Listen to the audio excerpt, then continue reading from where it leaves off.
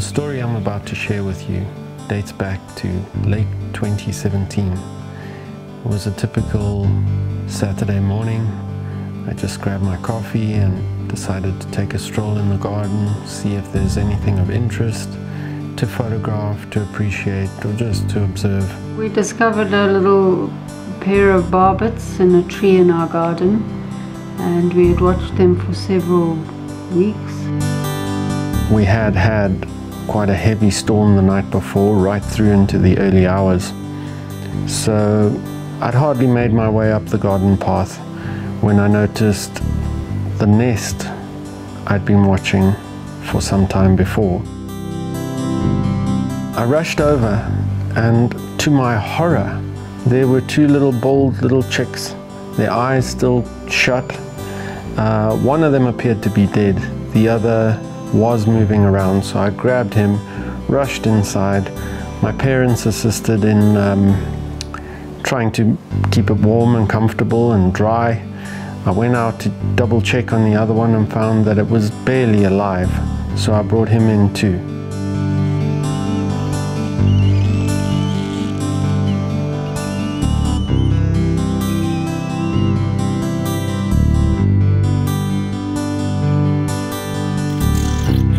We didn't really want to take over the adoption thing, and the parents were in the vicinity watching things. So I thought it was a good idea to maybe tie the nest up onto the trunk of that branch as high as I could, and see if the parents would pick up from there. That never happened, and time was short for ensuring survival.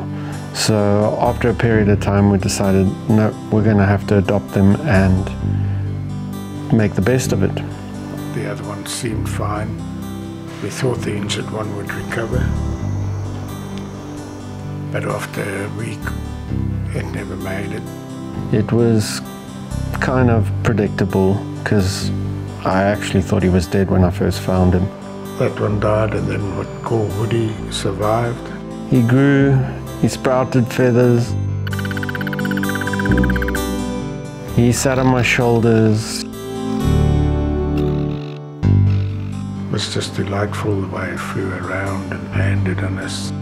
He sat on my parents' shoulders. He'd fly from one of us to the other.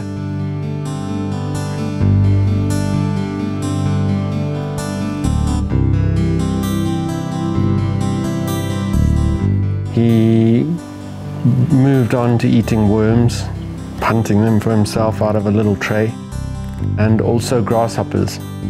That was quite fun, although I felt sorry for the grasshoppers, but Woody would be on my shoulders or on my cap. He loved to be on the ledge of my cap, and off we go, and I grabbed the grasshoppers, feed them to him. Stroppy little fella, because if I wasn't fast enough, I'd get a peck on the ear or a little chirping and pecking. He was quite a little gangster.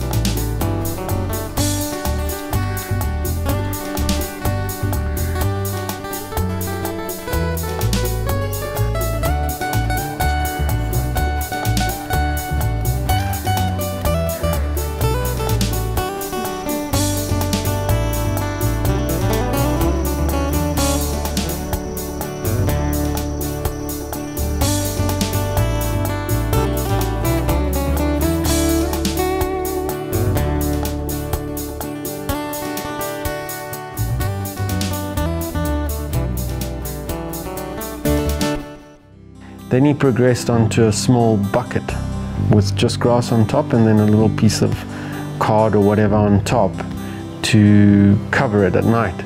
But he was quite comfortable with that.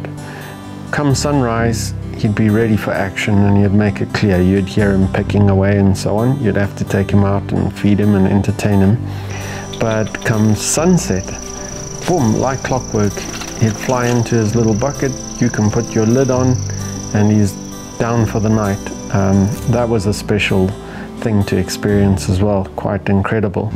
It's just getting to a beautiful stage that he was ready to go fly and meet other birds and come back. He started developing into flying into the little palm tree near the house, and started to wonder if he was just going to fly away, but he hadn't got to that point yet. And it was starting to look as if when he did fly away one day, he'd probably be back or be that familiar with us and all. So it was quite exciting times. At the same time, we all had our obligations and work and things to do, so we couldn't spend every waking moment with him.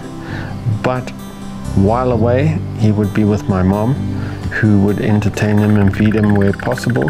But while my mom had her own things to do, she would have Woody in a little cage with no base, just on the lawn outside, just to enjoy the environment, sounds and fresh air and so on.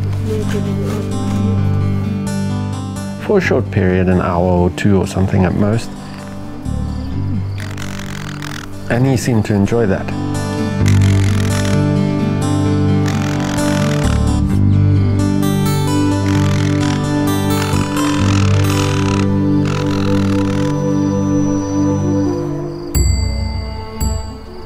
And then one fateful day, he was put out to have a bit of air. It was only a few days of using that cage and all seemed good. I used the cage with wider bars, unfortunately, and I heard the squawking noise while I was in the lounge, ran out to the front garden, and I saw, what is it, a black hawk? A sparrowhawk. Sparrowhawk on the cage, attacking this poor little one on its head. Somehow he must have been brave or stroppy enough to come to the edge of the cage, and the sparrowhawk got him by the head and tried to pull him through. I shooed it off quickly. It just flew into the branch above, actually. It wasn't very scared. And Then you phoned me. Yeah, I phoned you quickly and you came down, racing down. I held him for a while. He was fine. Not fine, his head was very swollen and wobbly. I just held him, comforted him a bit, and he died in my hands. Yeah, very sad. There was nothing we could do. The damage was too much, so we lost him that day. I've had special pets before, and I've been devastated when I've lost them. But I must say, I could never have dreamt how painful it was to lose little Woody. This absolutely wonderful little character that became part of our family. And such a tragic loss, such an unexpected thing, especially since we'd passed all these other hurdles. And as I say, everything, the future was looking bright for him.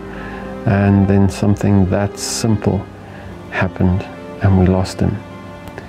He's a special part of our lives, a great little highlight we will never forget, and I've wanted to share this story for a very long time, and I hope you appreciate and enjoy the story of Woody.